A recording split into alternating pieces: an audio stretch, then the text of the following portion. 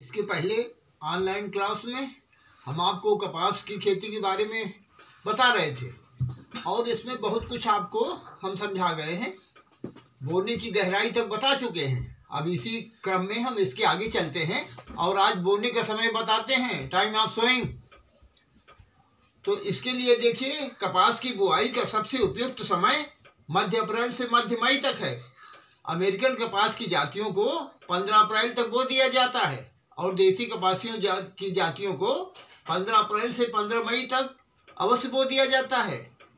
सिंचित क्षेत्रों में पलेवा करके बोई गई फसल से देर में बोई गई फसल की अपेक्षा अधिक उपज प्राप्त होती है। देर से बोई गई फसल सर्दियों में देर से पकती है, अतः ठंड के कारण फूल व फल अच्छी प्रकार नहीं खिल पाते हैं। खाद एवं उर्वरक देखिए, मैन्योर एंड फर्टिलाइजर। साधारण दशाओं में 40 से 60 किलोग्राम नाइट्रोजन तथा 20 से 30 किलोग्राम फास्फोरस प्रति हेक्टेयर की दर से देना पड़ता है। पोटास आवश्यक होने पर ही दिया जाता है। देसी कपास की कम यानी 40 किलोग्राम नाइट्रोजन तथा अमेरिकन कपास की अधिक यानी 60 किलोग्राम नाइट्रोजन उर्वरक के रूप में दिया जाता है।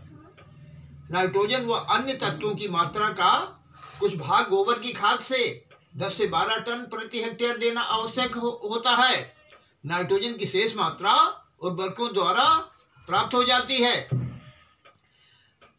गोबर की खाद से बुआई से 1 महीना पहले नाइट्रोजन 1/3 भाग तथा पोटास व फास्फोरस उर्वरक बुआई के समय ही पूरी मात्रा में अंतिम जुताई के समय दे दिया जाता है।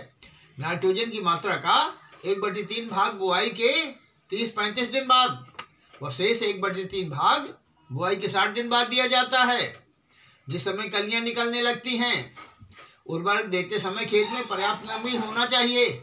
सिंचित अवस्था में 60 से 80 किलोग्राम नाइट्रोजन, 40 से 60 किलोग्राम फास्फोरस व 120 किलोग्राम पोटास देनी चाहिए। असिंचित अवस्था में 25 किलोग्राम नाइट्रोजन, 20 किलोग्राम फास्फोरस व 80 किलोग्राम पोटास देना चाहिए। सिंचाई देखिए, इरिगेशन। उत्तरी भारत में सिंचित क्षेत्रों में पलेवा करके अप्रैल मई में बुआई करते हैं। पहली सिंचाई बुआई के 45 से 50 दिन बाद करते हैं। उस समय जड़ तंत्र विकसित होता है। शीघ्र सिंचाई करने से जड़ों की बढ़वार अधिक नहीं हो पाती है। इसके बाद इसकी सिंचाई जिस समय फूल निकल रहे हैं उस समय करना चाहिए। वर्षा प्रारंभ होने पर सिंचाई की आवश्यकता नहीं होती है। वर्षा ऋतु में बीज में सूखा पड़ने पर आवश्यकता अनुसार सिंचाई कर देते हैं। देसी कपास की अंतिम सिंचाई व अमेरिकन कपास की अंतिम सिंचाई अक्टूबर में अवश्य कर देते हैं। इसके बाद सिंचाई करने से वानस्पतिक वृद्धि अधिक होती है, अतः सिंचाई नहीं करनी चाहिए। विशेष रूप से अंकुरण के समय, फूल आते समय व गूलर बनते समय मृदा में पर्याप्त नमी होना चाहिए। अब इसके बाद देखिए, निराई गुड़ाई, खरपतवार नियंत्रण, वीड कंट्रोल एंड होइंग।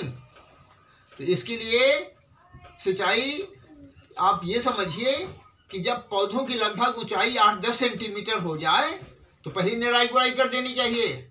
आवश्यकता पड़ने पर 1-2 निराई गुड़ाई फूल आने समय तक अवश्य कर देते हैं। पंक्तियों के बीच का अंतरण अधिक रखने पर बैलों से चलने वाले यंत्र द्वारा भी निराई गुड़ाई कर सकते हैं।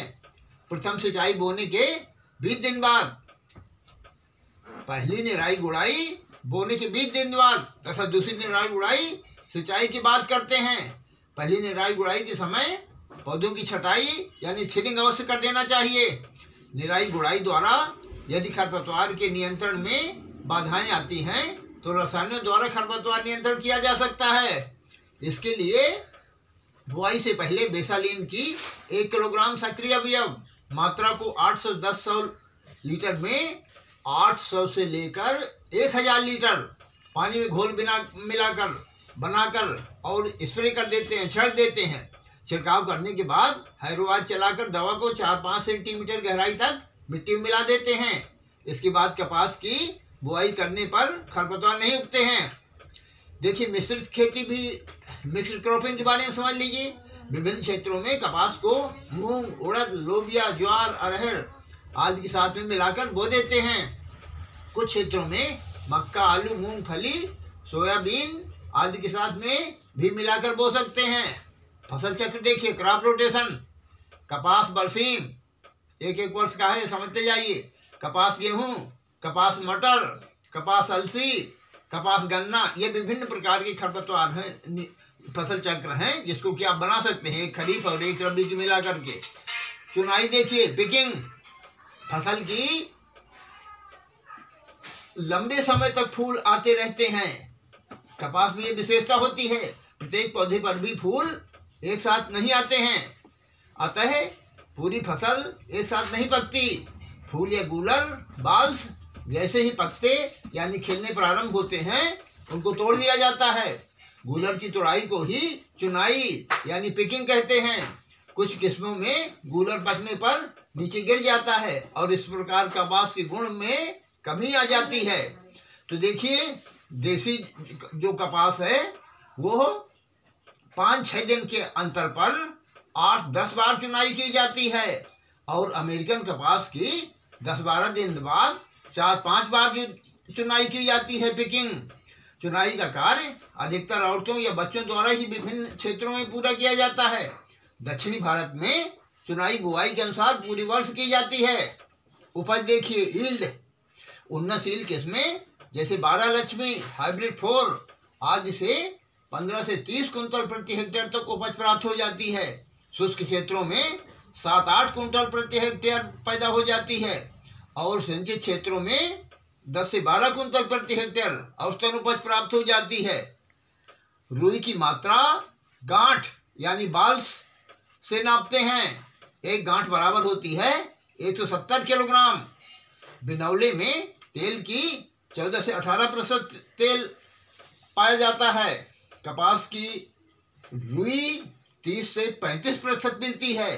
तो इस प्रकार से आपने समझा कपास की बीमारियां। और सुन लीजिए, म्लान, विल्ट, यह रोग मृदा के 20 से 30 डिग्री सेंटीग्रेड तापमान पर अधिक फैलता है। बीमारी का प्रभाव से पौधे पीले पड़ जाते हैं, पत्तियों का रंग पहले किनारों पर उड़ जाता है और धीरे धीरे फिर पूरी पत्ती का रंग उड़ जाता है। बीमारी के पश्चात पहले पुरानी पत्तियां व बाद में नई पत्तियों पर यह असर दिखाई पड़ता है।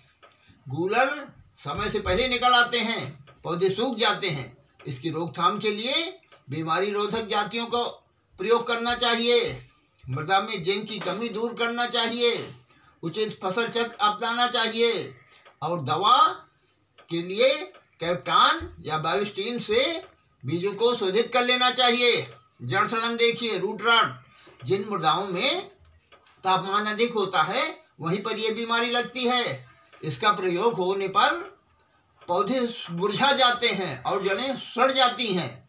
इसकी रोकथाम के लिए फसल की बुआई समय से करनी चाहिए। एक बात और समझिए, ये मोठ की फसल कपास की फसल के बीज उगाते हैं। मोठ की फसल कपास की फसल के बीच में उगाते हैं, बीच बीच में बो करके उगा लेते हैं। प्रति किलोग्राम बीज में 5 ग्राम ब्रेसिकाल से उपचारित करते हैं और सिंचाई करके मृदा ताप कम कर देते हैं। जीवाणु झुलसा, ब्लाइट, यह बीमारी बैक्टीरिया के द्वारा फैलती है। उत्तरी भारत में यह बीमारी बीज द्वारा फैलती है, अतः बीजों को उपचारित करके बोना चाहिए। बीज को स्ट्रेप्टोसाइक्लिन 4 ग्राम प्रति हेक्टेयर से उपचारित करके बोना चाहिए। इसके लिए 4 ग्राम दवा 40 लीटर पानी में घोलकर बीज को 4 घंटे तक डुबोना चाहिए। यही बीमारी पत्तियों व तनों का रस चूसने वाले कीट जैसे जैसिड, एफिड, थ्रिप्स के द्वारा एक स्थान से दूसरे स्थान पर पहुंचती है। इसकी रोकथाम के लिए रोग रोधक जातियां बोना चाहिए। जैसिड व एसिड, जो ये कीड़े हैं, जैसिड व एफिड का मेटासिस्टाक 0.1% के घोल के छिड़काव द्वारा नियंत्रित किया जाता है। उससे कीड़े भी मरते हैं और ये रोग भी। तो देखिए, अब इसके अतिरिक्त शुष्क विगलन, ड्राई रॉट, आर्द्र विगलन, डैम्पिंग ऑफ, कवक एक और है, उसका नाम है कटक कवक, मूर्छन यानी स्क्लेरोटियम विल्ट तथा गूलरों की बीमारी, इंटरनल बॉल डिजीज आदि बीमारियां भी इस फसल को प्रभावित करती हैं। अब आप प्रश्न लिखिए और उसका उत्तर लिख करके हमारे पास भेजिएगा। प्रश्न नंबर 1 लिखिए। प्रश्न नंबर 1 में आप लिखिए, आपको बहुत कुछ पहले बताया जा चुका है, लेकिन जो आज मैंने बताया है उसके बाद उसी का उत्तर लिखना है आपको।